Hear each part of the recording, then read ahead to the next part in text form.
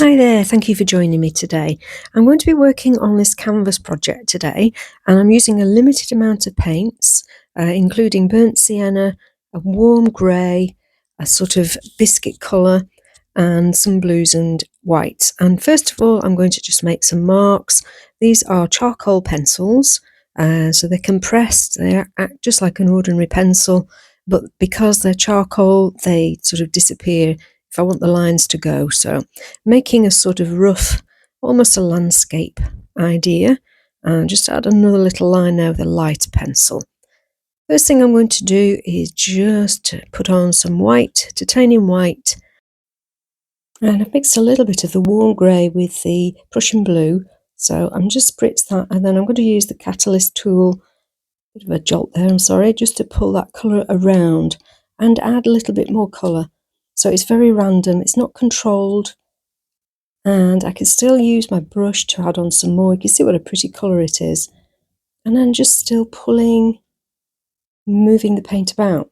This is basically me just experimenting. I have no set rule for this piece. I wanted to do something quite free.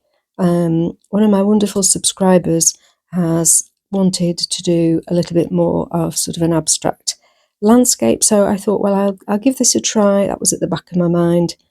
But we'll see how it goes. So I've added some Prussian blue in its raw state. This is Prussian blue hue, so it's slightly different than pure Prussian blue. It's a little bit darker, I think. I'm blending it with that warm grey and some more titanium white. Just, as I say, just pulling it. There's the warm grey in its neat form. As you can see, it is a sort of almost a brown grey, but it works with these blues and the whites that I'm going to use.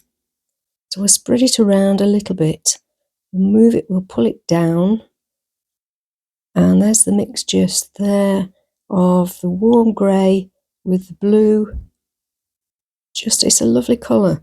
It just adds a little bit of opacity. The blue itself is quite transparent, so it just adds a little bit more solidness. And I'm using the brush to mix the white over the top and just blend it down where I want to soften it. You could almost say this is working like the Italian alla prima. I'm not stopping at any stage to let these dry. You see how beautiful that Prussian blue hue is. It's all wet. It's all basically wet in wet. I'm just adding, taking away, moving the paint, sort of trying to keep to the lines that I've roughly drawn, but not panicking too much if I go over them. So we've got, this is actually pale umber that I'm adding in here. It's a sort of a biscuity colour, but it's more sort of a soft brown. Blends with the colours that I've chosen for this. Using the metal palette knife, again, just pulling the colour. It's so easy to pull it from side to side, to just graze the paint on, pull it across, let it break, let it do interesting things. And you can also pick it up as well, and lift it, add a little bit more of that beautiful dark blue, because it will blend. I'm going to pull that around. Yeah, it's going well. I like this so far. It's giving me a sense of something different and exciting. Now see what happens when you mix a little bit of that burnt sienna just on top of that blue mix. It makes the most gorgeous colour. I can't really describe what I would call it, but it is beautiful. So you get hints of the actual sienna, hints of the blue, but then the mix together is almost a greenish turquoise, dark turquoise shade. I'll soften up with a little bit of white. This is the beauty of acrylic paints. We can add, we can move. If the worst came to the worst, we could let it dry and paint over it again. It wouldn't matter. I try not to mix too much. I like it to blend itself on the canvas. Scratching into the paint while it's wet makes the most beautiful textures. I can do interesting things across there. Almost looks like ripples on water. What I've picked up from there, I'll pop across there. I know that they're going to work because they're all harmonious. I have tested them beforehand. I've worked with these colours before, but if you're in any doubt, test it on a piece of paper first. Make sure you're happy before you put anything onto a canvas. It saves you a lot of trouble trying to fix things. And I'm actually scraping along with the edge of this knife. It's quite flexible and it's cutting through that wet paint, making the most beautiful, interesting shapes, lifting some paint, adding some paint. Doesn't all have to be straight lines. I quite often do a lot of straight lines in my abstract work, but it's nice to do some curves. I'll add that paint there. It's a bit of white, a bit of distant colour. Let's soften that down a little. It's a bit harsh, that white there. So scrape some colour.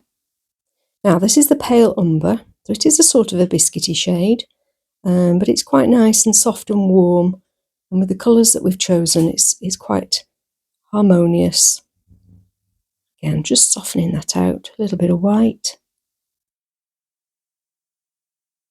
Sweeping that along. A few more lines I can cut through that paint, making it so interesting. And what I've lifted up there, I'm going to pull in there and carry on sweeping it across. Okay, so still working to that sort of charcoal line. This is the burnt sienna, tiny bit of blue in it. You can see what a gorgeous colour it is. Putting it on quite thickly. I'm not too worried about having it very dark. And you can see the change in the colour, the light of that burnt sienna. Put a little bit of white on there even just to soften it even more. And just move some across that line, sort of sticking to that line there. What I'm getting here is a lot of planes of interest, which I like. It breaks up the canvas, smoothing that paint. It's always blending, it's always mixing. There's a tiny little bit of lemon yellow in that white, just to make it a little bit brighter shade. And this is an interesting palette knife. It's got notches, so it's scraping me lots of interest there. Sticking to that line, I've softened the burnt sienna there with a bit of white, keeping it nice and blending, nice and soft. A bit more of the pale umber. It's a little bit blocky there, I may come back to that. We'll take some of that lovely colour across. It's a lot softer there. Oh, that's lovely. You see how I haven't mixed it too well, and so the brown's coming through the blue. Now with a little bit of white in there as well, just to soften it out. Fabulous. I'm just going to soften that area with a little bit of white, a little bit of, just blending that colour with a little bit of yellow perhaps. This paint is still wet, so I can actually pull the bases of those blocks and soften them a little bit. See the blue moving out now. Almost makes a shadow by itself. I'm just adding a little bit of paint to the edge of this canvas as I go. Now, I'm quite pleased with this. It's dried slightly, but I'm going to do a little bit more. This is a bit untidy, so I want to just do a little bit more detail. So first of all, I'm going to go in with the buff titanium, using the catalyst tool again, and then just pull a little bit more of that glorious burnt sienna across it. Just blending, just still letting it go where I feel it needs to go. A little bit of white in there and we'll smooth that out. Beautiful. A little bit of white as well to soften down. Lovely. Every time you use the knife it makes an interesting pattern. And here using it on its edge, pushing colour into that paint and just making texture, just darkening that little bit there. It'll give us layers. And then I'm going to scrape into that with the end of the palette knife. You see the white coming through. Beautiful. Now just a little bit of wet there. Just want to help this to move a little bit more across. And then just spread that down. There's a lovely greenish mix there. It's really hard to describe the colour of the two colours, the burnt sienna and the Prussian blue, but it is a beautiful shade. There's that little bit of lemon again, just to add a bit of pop. It'll mix in with that greenish shade and adds a bit of interest there. You can see when you pull those colours through, just really beautiful. We like to have a mix of horizontal and vertical lines. It just adds interest. I'll soften a little bit with that white. Again, just grazing it across. Not too heavy. You still see the colour beneath. Put a little bit of darkness on that edge there. Pull it down a bit. And just add in a few more suggestions of grasses or whatever. Sweep that colour out again. It's a nice greenish shade. I'm just going to soften that corner with a little bit of white. Don't need colour everywhere. It's a good contrast. A little tiny bit of Prussian blue just to echo the sky. And that area there just needs a little bit now. I'm going over the top where we use that very notched palette knife. So it's actually settling on some of the areas that are a bit more raised. It's making it quite an interesting texture.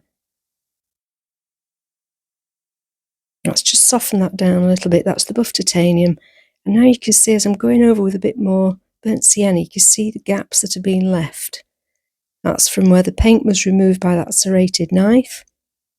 What I picked up there, I'm going to pop in there. Scrape into it again. Not bothered if it goes into that area, we'll scoop that across. And then just going to add a little bit more of that white with the lemon in it. This gives a lovely bit of light. Smoothing that away. Okay, just a little bit more darker colour in there. And then that's just going to blend in nicely with a bit of white. And I'm really getting that I'm enjoying this. I hope that you are too, and I hope that it inspires you to have a go yourself.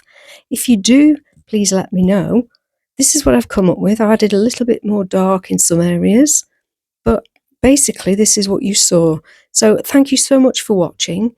Do please give it a try and let me know if you do, and I will look forward to seeing you again very soon for another project. In the meantime, keep painting. Bye for now.